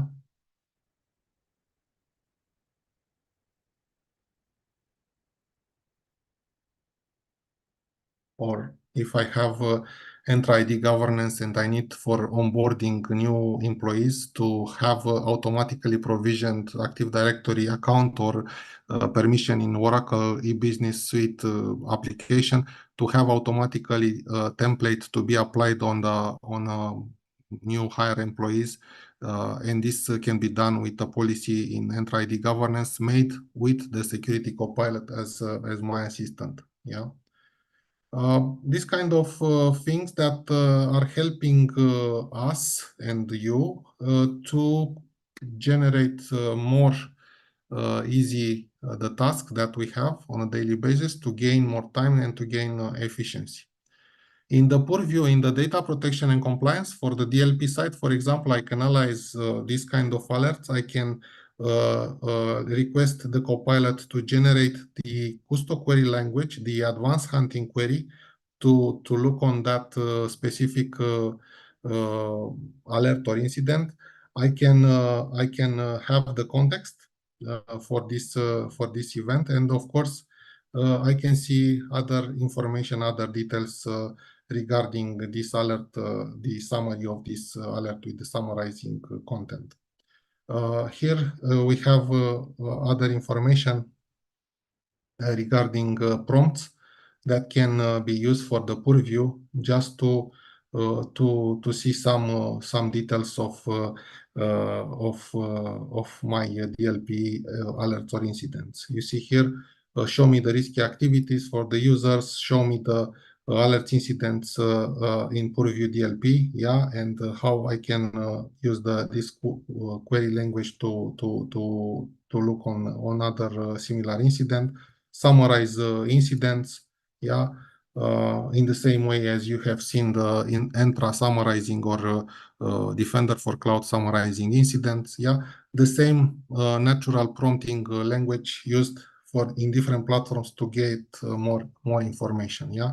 What files have been used by the users and activities in the last 7 days, and you see that user have copied the file to clipboard, printed DLP, yeah, alerts, yeah, summary, and I want to announce you this great investment. You know, our Purview data protection and compliance platform is a platform that is including, besides the classical Microsoft information protection that you all know from the past, it's former rights management service, but right now is not only RMS encryption, but has also those sensitivity labels. You saw before how I changed the sensitivity label to a file. And right now you see here classified as Microsoft confidential in the presentation. Finally, this template has been applied.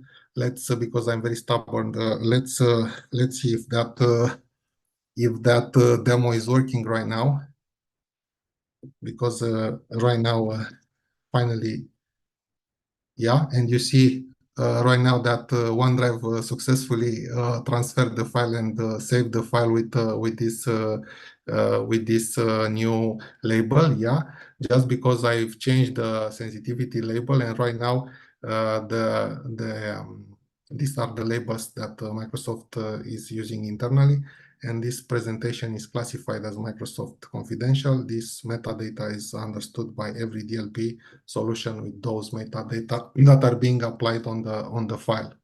So besides the information protection, we have the CASB solution, Defender for Cloud Apps. Those information protection and endpoint DLP solution, for example, are not requiring you to install any supplementary agent. If I have endpoint DLP, if I have a Defender for Endpoint agent, I have also CASB agent and endpoint DLP agent in the same agent. Yeah. For example, I have this machine here.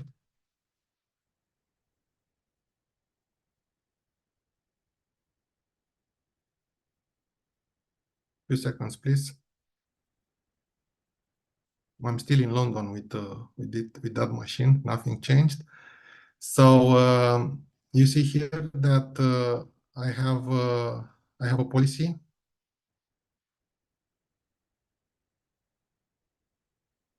This is the only thing that I need to do in my environment, and I don't need any other agents on my machine. Why? Because Defender for Endpoint can play the DLP agent.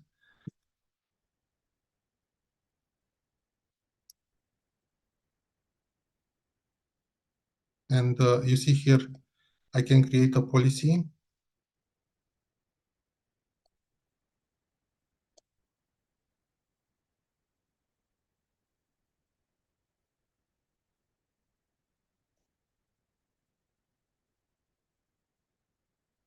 Yeah, I can choose the cloud or on-premise environments if I have SharePoint or file server, Windows or Linux to be applied.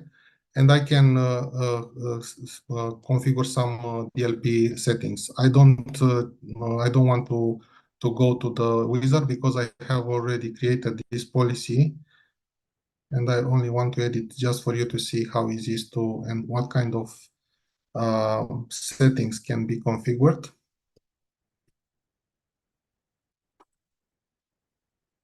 here it's endpoint DLP.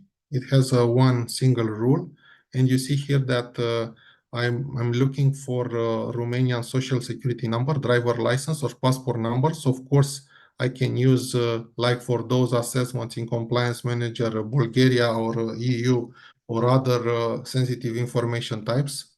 Yeah.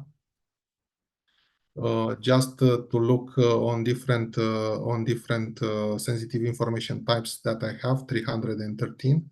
And also I can look on the sensitivity labels, different labels that document has, and also this very beautiful stuff regarding trainable classifier. This is the machine learning implemented into Purview DLP. I will show in a minute. So I'm looking for those. I'm configured the blocking if I want to put outside my machine in the internet or copy paste or different access to RDP or Bluetooth it. I want to transfer to my phone that sensitive information. And I have only this machine.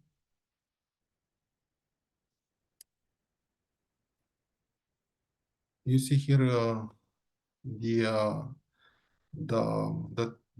Teams DLP. If I want to send that social security number for Romania, this is blocked. Yeah. If I want to transfer this document, which is highly sensitive, and I configure that policy to look on those files, and you see the metadata here, it's watermarked on confidential project Falcon. Yeah, I have different sensitivity label than in Microsoft internal environment. But if I want to copy something on this file outside on the same machine,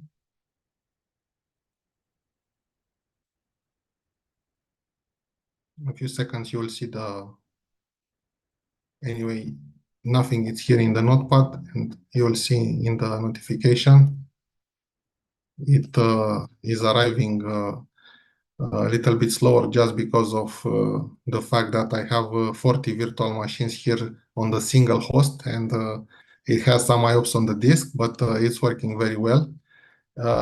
Also, if I want to go with this file on the internet, and for, you see, I don't have anything installed on this machine. I don't have any, you see this.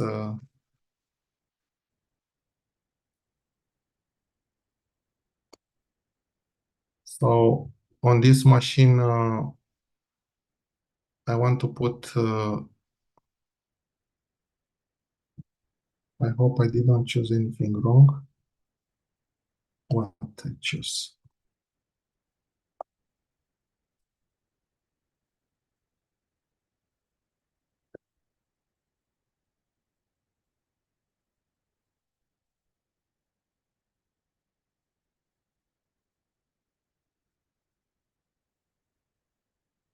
Oh, I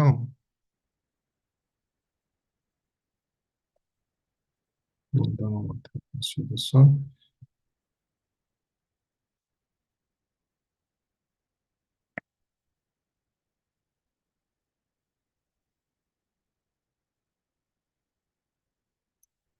Ah, sorry.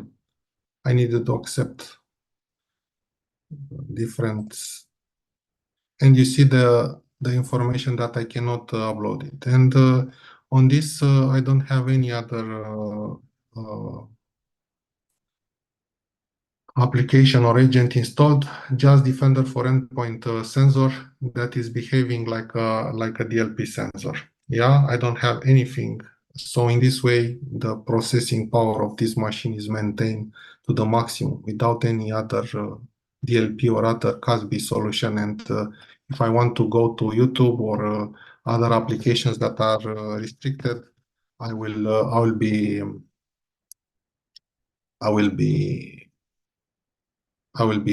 blocked, yeah, by the CASB solution with the same Defender for Endpoint agent, yeah. And what I wanted to show you is the fact that we have everything here. in the Content Explorer everything that I have tried to do on the machine. It's here.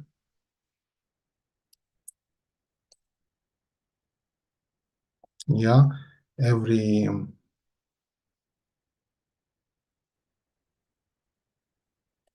let's go, because I have not played every day with all this information, but I have many demos. You see, if I want to copy paste into the notepad, if I want to transfer it to cloud, it's this blocking being displayed here, but also in the XDR. Yeah. So here on the incidents, you can see the DLP activities, exfiltration, and you can see the DLP information and the graph being drawn by the automated investigation remediation engine. What I tried to do with the file, what kind of information I had to access, everything is here. I wanted to show you the machine learning, which is here, the trainable classifier, which is able to for you to learn this engine how to treat different documents. For example, you are a source code company, yeah, and you have your developers are developing code, and you want to prevent that code to be moved outside your organization, and you can upload similar documents or similar types of code, and you see the application is knowing these different types of code, and you upload here, the engine is learning and will detect similar documents. In the same way, financial agreements or budgeting or HR documents that are all 99% the same can be, you can learn this engine and use this testing to understand where this document is being detected in Exchange, in SharePoint, in OneDrive. Yeah. What is now our investment regarding AI? It's a great story, and it's my pleasure to share you these investments. Inside the risk management, it's a continuation of DLP with sensitive and adaptive threat protection DLP layers for different users. You can use this for forensic evidence, analyzing behavior of the users and this behavior with different activities that he had on every system that is using. And also you can use AI shadowing protection. You know the shadow IT and the CASB story.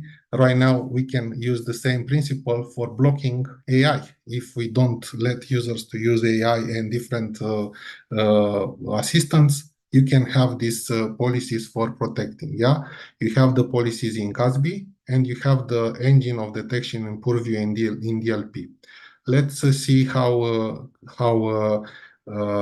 beautiful it is. And you all will have the AI hub in your Purview tenant in few weeks, because it will be gradually updating your M365 tenants, and you will detect, let's say, potential incidents of using this digital AI assistants with different sensitive information. You will need to activate this AI hub and a browser extension, and all the logs and all the information is here. And you can use the Purview for creating the DLP. Right now, besides endpoint teams and everything that you saw, we will have also the M365 Copilot interaction. And also you can block in a single, let's say, button in the CASB solution all the AI assistants. Yeah. Why? Because we have here in the M365 Defender the CASB, and you know that in CASB all the applications that are discovered, including the AI assistant, can be blocked by a single button without any agent, as I mentioned. This is the section of the CASB solution in the XDR portal, and those applications are listed here. And you see that you can block, you can unsanction and block this application, and you can generate the scripts for blocking if you are using the firewall of the organization. You don't have any need for any agents if the machine is outside the domain, outside the company network, and it's accessing this cloud application, yeah? Because the Defender for Endpoint is the only agent that is applying those policies from the cloud. And for this example, if your users are getting outside of the internet through the company proxy, you can generate automatically blocking scripts in your Cisco or Fortinet, blocking all those cloud applications in a single ACL list that you need to append to your Cisco or Juniper machine. But here it's one very easy example on how to use for blocking the ChatGPT or Google Gemini. Into this AI Hub portal, you will have all the information regarding sensitive data and prompts that your users have used, sensitive information in your organization, different documents that your users have used to extract documents, to extract summaries, and to use maybe in an authorized way those information. But you want to see how many prompts have been used, in what platforms, how many files with different sensitivity layers were accessed by your users. And you have those informations here into the AI Hub portal. You have the information about users that have been used the Copilot or other assistants. And also you have the specific details of those capabilities. If you want to see the more information regarding how to activate AI Hub, you have in this movie from Microsoft Mechanics. It's a great movie, and you can see how to activate and what kind of benefit you will have. Severity levels for users reflect potentially risky. So anyway. Just wanted to thank you for the time. I have these slides in the end with some let's say complex implementation that we have on different customers with this Purview or Defender. If you want to have more information, please ask us. And also I wanted to show you that I had the, let's say in quote, the pleasure to understand the powerfulness of and the strength of this platform in a real type of attacks. Yeah, we usually had some demos and POCs at the customer, and we have found real attacks that happened in that period of time without customer to understand and to know. Only just few insights regarding some network traffic that has been increased from a few days ago. But having those agents, ARC agents or Defender for Endpoint agents, have helped us to understand what kind of magnitude this attack had. And based on the link that company received, users have been clicked on with a not updated browser, and we had this command and control and botnet connections from different servers in the internet. Of course, penetrated machines that were used for this complex attack. And of course, we had information regarding what commands those attackers were using in the memory of those machines. Different PowerShell commands for getting local administrator password, or for running different scripts for moving laterally, or for affecting those endpoints. So these are print screens from a Turla Russian attack that we have noticed in one of the customers with a POC. We didn't know anything, just customer asked us to have a POC. So I want to thank you for this one. I will share with you the slides. Please, if you have more question for me, I know it's late, and yeah, but if Thank you you. Thank you very much for the presentation. It's very comprehensive. So you looked at all the angles, let's say, from the ecosystem. I have maybe one question.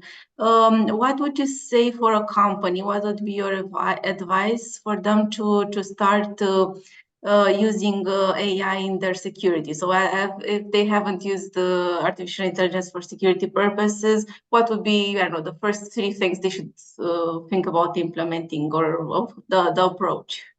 Yeah, so you know that we don't have trials for AI, not for M365 Copilot, not for Security Copilot, but it's a very, let's say, cheap or not very expensive to test it, just to make that secure computing unit in Azure portal, and you have in few seconds the capability of using Security Copilot and to integrate with some of your platforms, just for you to play in 30 days, and you will see how powerful it is, and you will decide after 1 month if you want to continue or not.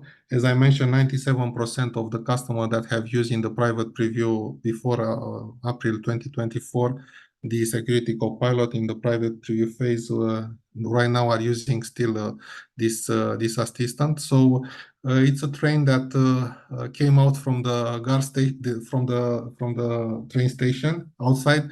It's a train that you need to catch. Artificial intelligence is here, and it's here for helping us.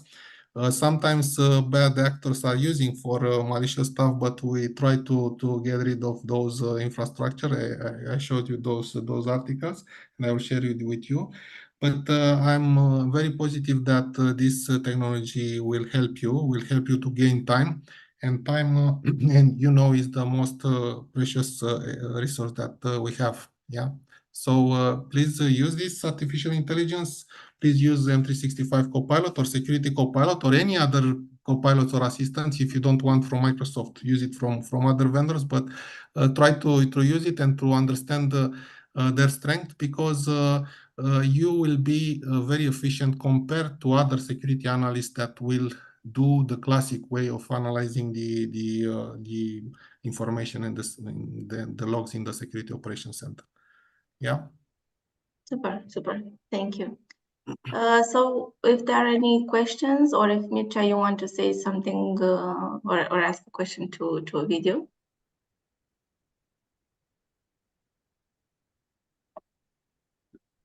Okay, if not, then we thank you very much. The video, the recording will be available on YouTube and also on the Cloud Security Alliance global website. We circulate from all of the chapters and put the presentations there available for the entire community from Cloud Security Alliance. And we hope to have you again as speaker in one of our events. Thank you very much. Thank you. All the best. Thank you for the invitation. Thank you. Thank you. Have a nice day. Bye-bye. Bye. Have a nice day, Ovidiu. Thank you so much. All the best. Bye-bye.